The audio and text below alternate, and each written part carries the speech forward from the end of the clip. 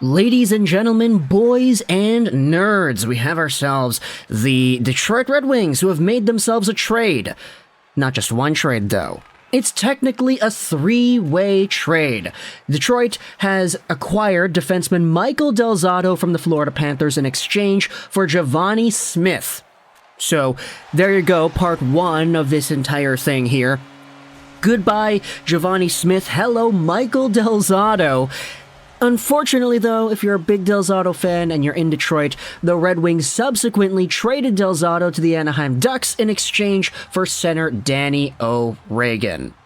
So, at the end of the day, this is a three-way trade wherein, the graph kind of shows it off nicely. The Panthers received Givani Smith from the Red Wings, the Wings received Danny O'Regan from the Ducks, and the Ducks received Michael Del Zotto from the Florida Panthers via the Detroit Red Wings. So, this is kind of convoluted, but at the same time, technically is a three-way trade. It's just one of the more boring three-way trades out there that I think you could go out there and make. It's kind of funny, though, honestly, because this is the second time Del Zotto has been traded over to the Anaheim Ducks.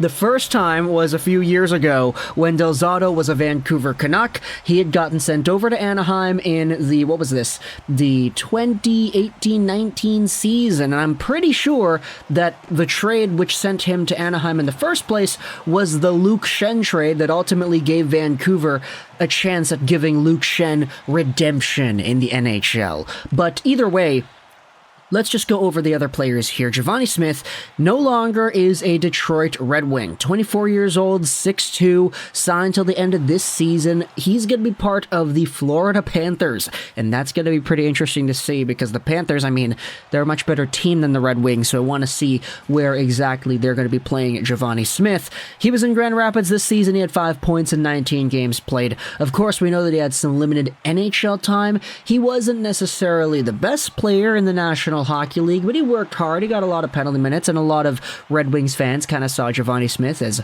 a low-key bottom six favorite, but at the end of the day, he didn't really move the needle all too much, so him heading over to Florida, not the biggest loss in the world.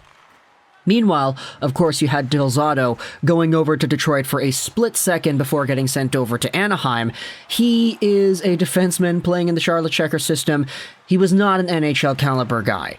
And I think that's pretty evident at this point in his career. He had played last in the NHL in 2021-2022, 26 games played for the Senators, and a lot of Sens fans were complaining about this guy. It was not pretty.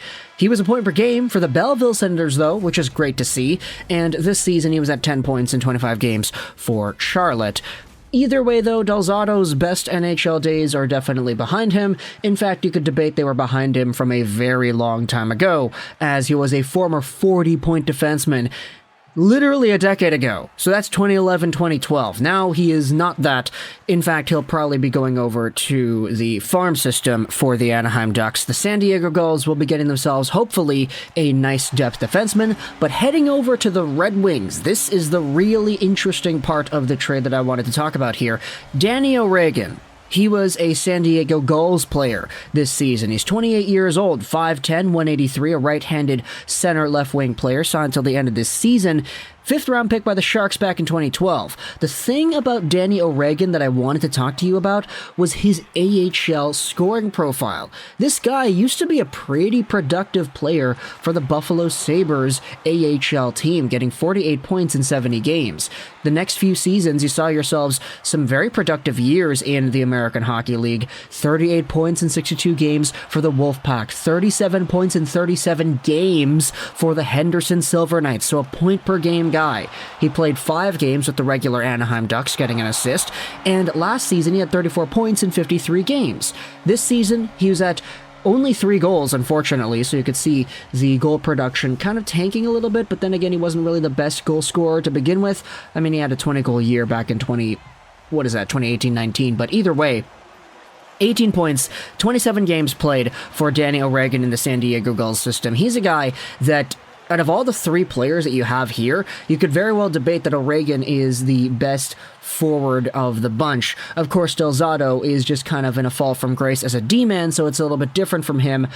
And Givani Smith, he was not really as productive as a REGAN has been in the AHL. So if you're taking a look at Detroit by themselves, Givani Smith out and Danny O'Regan in, this is a pretty good win for the AHL team when you consider the quality of talent that is on that roster. Sure, O'Regan is 4 years older than Givani Smith, but this is a minor trade. You're not really going to go out there and expect the team to win every single minute detail if you're making a minor trade like this.